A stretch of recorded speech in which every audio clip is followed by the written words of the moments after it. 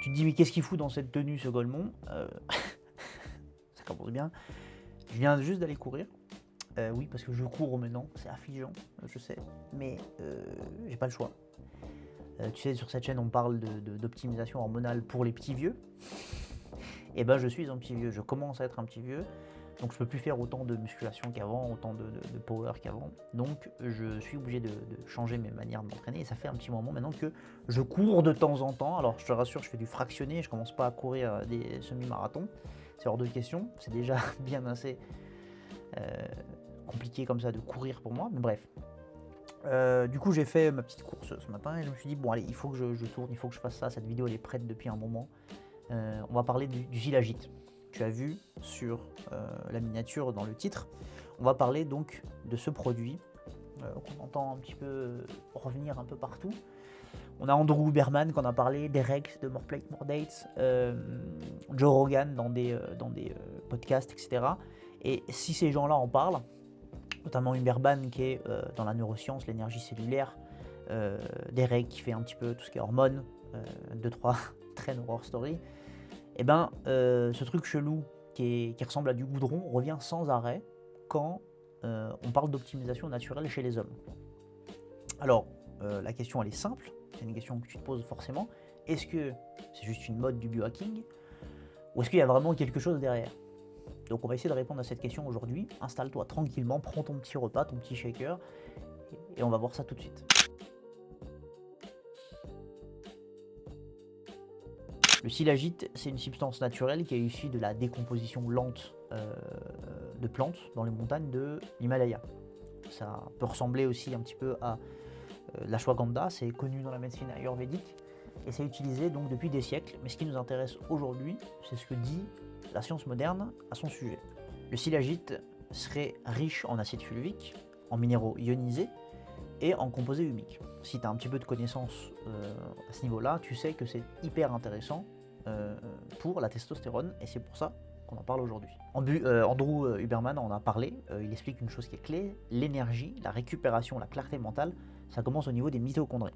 Alors l'acide fulvique contenu dans le shilajit pourrait améliorer le transport des nutriments, la production d'ATP et la fonction mitochondriale globale. Donc ça c'est assez intéressant, c'est pas un stimulant, et c'est un optimisateur de fond. Donc on va être très clair, du coup, le shilajit qu'est-ce que c'est pas? Eh ben c'est pas un booster. Donc le shilajit agit normalement sur l'énergie cellulaire et la disponibilité minérale. Et c'est pour ça que ça peut améliorer la testostérone biodisponible ou un petit peu les taux de testostérone biodisponibles parce que du coup ça va augmenter tes taux de minéraux qui sont certains responsables d'une bonne production hormonale. Il existe des études humaines sérieuses qui montrent une augmentation modérée de la testostérone chez les hommes infertiles. Donc qu'est-ce que ça veut dire? Ça veut dire que ça peut fonctionner chez les hommes qui ont des vrais problèmes avérés au niveau de la testostérone. Donc si tu es quelqu'un qui est bodybuilder, qui est déjà optimisé, qui a une testo qui est très bonne, probablement que le shilajit n'est pas pour toi. Et quel était l'intérêt donc de ce shilajit surtout? C'est que le shilajit en lui-même, d'après une étude, j'ai plus en tête, avait la capacité en fait d'améliorer ton taux de testostérone biodisponible. Donc ça c'est super intéressant et c'est même très très très attirant parce que la testostérone biodisponible, c'est la testostérone que ton corps peut utiliser. Donc c'est celle vraiment qui va impacter sur ta masse musculaire, ta capacité à t'entraîner, ta capacité à récupérer. Et a priori, le shilajit lui agirait là-dessus dans une certaine mesure. Donc c'est vraiment intéressant si ça marche. Mais pour le mesurer, ce qu'il faudrait c'est faire directement des prises de sang. Alors dans mon cas, t'imagines bien dans mon expérience que je ne l'ai pas fait, pour des raisons évidentes de coût. Tester sa testostérone biodisponible, ça a un certain coût. Pour qui ça peut avoir du sens?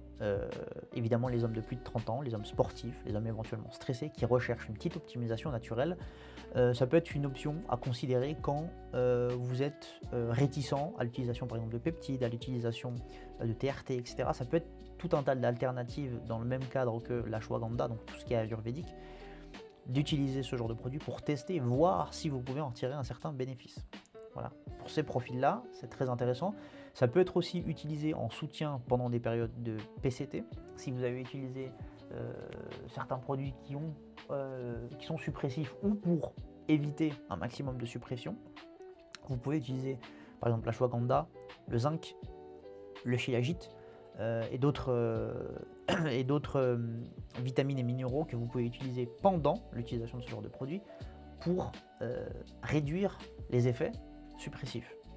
Ça ne les empêchera pas, mais ça pourra réduire et rendre la relance un petit peu plus facile. Voilà, c'est de la prévention, disons, plutôt qu'autre chose. Pour faire le point sur ma propre expérience, que ce que j'ai pu ressentir à ce sujet, c'est peut-être une énergie qui semblait, alors j'ai vaguement eu cette impression, mais c'est très difficile à dire, j'ai peut-être eu cette sensation d'avoir une énergie plus stable. Donc peut-être moins de coups de barre, quelque chose d'un petit peu plus constant sur la journée. Maintenant c'est assez difficile à dire parce que c'était vraiment très léger. Est-ce que c'était est-ce que c'était placebo? Est-ce que je savais que ça pouvait avoir cet effet-là et que j'ai eu l'impression que ça l'avait? Ou est-ce que c'était réel? C'est honnêtement très difficile à dire. Et à partir du moment où vous avez un doute là-dessus, encore une fois, c'est un indicateur. Si vous avez un doute sur l'effet réel, c'est possiblement que ça n'a pas vraiment d'effet. Voilà. En tout cas, pas sur votre profil, donc pas sur le mien. Ça ne veut pas dire que sur toi, ça ne marchera pas, ou sur quelqu'un d'autre, ça ne marchera pas. Pour faire un petit parallèle avec ça, par exemple, il y a un moment aussi où certains compléments vont marcher et d'autres vont pas marcher. L'ashwagandha, dans mon cas, j'ai testé l'ashwagandha quand j'avais début de vingtaine. Je trouvais ça absolument inutile. Aucun effet, aucun ressenti. Je trouvais ça juste une perte d'argent. Je ne comprenais pas l'effet. Je peux vous assurer que l'ashwagandha, après 30 ans, vous allez sentir l'effet. Pas en termes de testostérone ou d'énergie. Par contre, vous allez sentir son effet sur son côté un petit peu où ça vous calme. Vous êtes beaucoup plus en contrôle de vos émotions. Et moi, j'ai ressenti l'effet de l'ashwagandha avec ça. C'est-à-dire qu'il y a un côté où vous êtes moins débordé par ce qui vous arrive, notamment parce que vous êtes potentiellement un peu moins stressé et que la gestion du stress grâce à l'ashwagandha est améliorée. Et ça, donc je ne l'ai pas senti à la première utilisation quand j'avais ma vingtaine, mais je l'ai ressenti là aujourd'hui dans la trentaine. Voilà, donc ça peut être un élément à garder à l'esprit concernant le shilajit aussi. Sur la durée, donc voilà, pas de sensation particulièrement notable, pas de boost artificiel, pas d'effet miracle. Voilà, peut-être un effet constant qui serait mesurable sur plus que 2 mois d'utilisation. Donc rien d'exceptionnel pour le moment. Et je savais d'avance que ça n'aurait pas vraiment de gros effets sur moi puisque j'ai jamais eu de problème à ce niveau-là. Mais ça peut aussi avoir des effets sur la clarté mentale, le focus, etc. Je me suis dit, on va voir si je ressens quelque chose de visible sans que ce soit testé par prise de sang. Petite parenthèse, un principe que moi j'ai de base, c'est que quand un produit ou un complément, etc., tu es obligé de mesurer son effet par des tout petits chiffres qui sont mesurables uniquement sur prise de sang, sur test, etc. spécifique, c'est que c'est quelque chose qui n'est pas forcément très intéressant pour toi ou qui n'a pas l'effet que tu recherches. En général, quand on vient chercher une solution en biohacking ou quoi que ce soit, pour nous qui sommes des gens qui font de la musculation ou des sportifs, on recherche des choses qui ont un effet visible, soit à l'œil, soit au quotidien dans le ressenti, etc. Quelque chose de vraiment visible, donc pas une petite micro-optimisation, comme ça peut être le cas pour beaucoup de compléments qu'on ne voit pas forcément à l'œil. Et je pense que donc, le shilajit entre dans cette catégorie de produits. C'est pour ça que je n'ai pas pris forcément la peine de le mesurer. Mais il y avait quand même un intérêt à tester ce produit, à voir si on pouvait ressentir cette espèce de focus, ce meilleur drive au quotidien. Dans mon cas, spoiler, j'ai rien senti. Voilà. Après, il y a peut-être aussi une question de forme, une question de source. J'ai choisi de prendre la forme comprimée pour une question de facilité. J'ai pas été chercher cette poudre, enfin cette espèce de pâte noire qui ressemble à du goudron. Peut-être que c'est plus efficace. J'ai pas creusé le sujet pour être tout à fait honnête. Ce qu'il n'a pas fait évidemment, c'est qu'il n'a pas doublé ma testostérone, t'imagines bien, ni augmenté ma testostérone biodisponible, il n'a pas transformé mon physique, visuellement rien n'a changé, il n'a pas remplacé mon sommeil, ni ma nutrition. Alors, du coup, ce que moi je peux conclure, c'est que si tu tombes sur quelqu'un qui te vend ça comme un produit magique, soit ils ne le comprennent pas, soit ils te mentent, soit ils ont quelque chose à te vendre. Voilà. C'est vraiment loin d'être, je pense, quelque chose de miracle. C'est loin d'être aussi efficace que de la ashwagandha, du maca ou d'autres plantes ayurvédiques qu'on connaît mieux. Et encore une fois, pour beaucoup de compléments qui sont récents, le danger, si on peut parler de danger, ça va être la qualité. Le shilajit, tu peux contenir des métaux lourds ou des contaminants. Encore une fois, ce serait dommage de se gaver de métaux lourds ou de contaminants pour en plus aucun effet sur ta testostérone. Perdre de l'argent, abîmer sa santé et n'avoir aucun effet sur tes hormones. Et ça, c'est documenté. Hein. Le shilajit doit être testé en laboratoire. Tu dois avoir des comptes rendus ou des résultats sur le site où tu vas l'acheter pour être sûr de la manière dont il est produit et de ce que tu vas consommer. Si tu n'as pas ça, tu peux fuir. Comme toujours, sans sommeil, sans nutrition, sans discipline, sans un bon entraînement, ça ne fera rien. Et il faut savoir que, de manière globale, tout ce qu'on va parler sur cette chaîne, tout ce que vous entendez parler sur YouTube, tout ce que vous entendez parler sur TikTok, sur tous les réseaux, en termes de compléments, il faut savoir que ça ne sera jamais, là je lance un pavé, jamais plus efficace que la base. La base, c'est donc le sommeil, la nutrition et l'entraînement. Si vous optimisez sommeil, nutrition et entraînement, vous aurez toujours en proportion, en même proportion ou en même charge d'effort, plus de résultats en optimisant votre base qu'en essayant d'implémenter le nouveau complément alimentaire à la mode. Toujours. Voilà.